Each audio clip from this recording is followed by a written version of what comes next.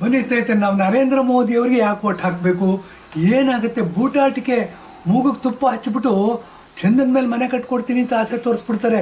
ನಮ್ಮಲ್ಲಿ ಏನಾಗುತ್ತೆ, ಗೌಡ್ರು ಇರ್ಬೋದು, ಕುರುಬರು ಇರ್ಬೋದು, ವಾಲ್ಮೀಕಿ ಜನಾಂಗ ಇರ್ಬೋದು, SC STಗಳು ಇರ್ಬೋದು, ಏನಾಗುತ್ತೆ, ಅನಕ್ಷರಸ್ಥರು ಅವಿದ್ಯಾವಂತರ ಜಾತಿ ನಂಬಿಡ್ತಾರೆ ಇವರು. ಹೌದು, ಇವ್ರು ಬಂದರೆ ನಮಗೆ ಸ್ವರ್ಗ ತೋರಿಸ್ಬಿಡ್ತಾರೆ ಅಂತ.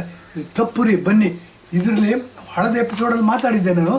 ಏನು ಅಂತಂದರೆ, ತೆರಿಗೆ, ನಮ್ಮ ಹಕ್ಕು ಎಷ್ಟು ಜಾಸ್ತಿ ಕೊಡ್ತಾ ಇದೆ BJP ಸರ್ಕಾರ, ನರೇಂದ್ರ ಮೋದಿಯವರು ಕರ್ನಾಟಕ ರಾಜ್ಯಕ್ಕೆ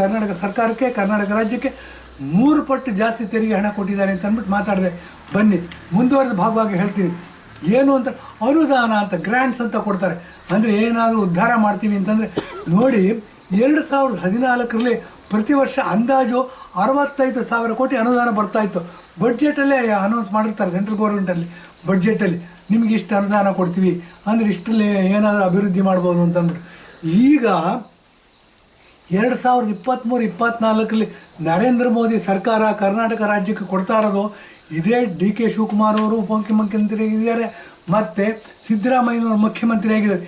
ಸುಮಾರು 2,40,000 ಕೋಟಿ ರೂಪಾಯಿ ಅನುದಾನ ಕೊಡ್ತಾ ಇದ್ದಾರೆ. ಅಂದರೆ 2014ರಲ್ಲಿ 60,000 ಕೋಟಿ ಕೊಡ್ತಾಯಿದ್ರು, ಅದರ 4 ಪಟ್ಟು 400% ಜಾಸ್ತಿ ಮಾಡಿ ಕೊಡ್ತಾ ಇದ್ದಾರೆ. 2,40,000 ಕೋಟಿ ಕೊಡ್ತಾ ಇದ್ದಾರೆ. ಇನ್ನೂ ನಮ್ಮ ತೆರಿಗೆ ನಮ್ಮ ಹಕ್ಕು ಅಂತಂದು ಯಾರ್ಯಾರಿಗೆ ಗಾಂಧಿ ಟೋಪಿ ಹಾಕ್ತೀರಾ? ಗಾಂಧಿಗೆ ಟೋಪಿ ಹಾಕಿದವರು ನೀವು ಜನನ ಬಿಡ್ತೀರಾ? ಇರಲಿ.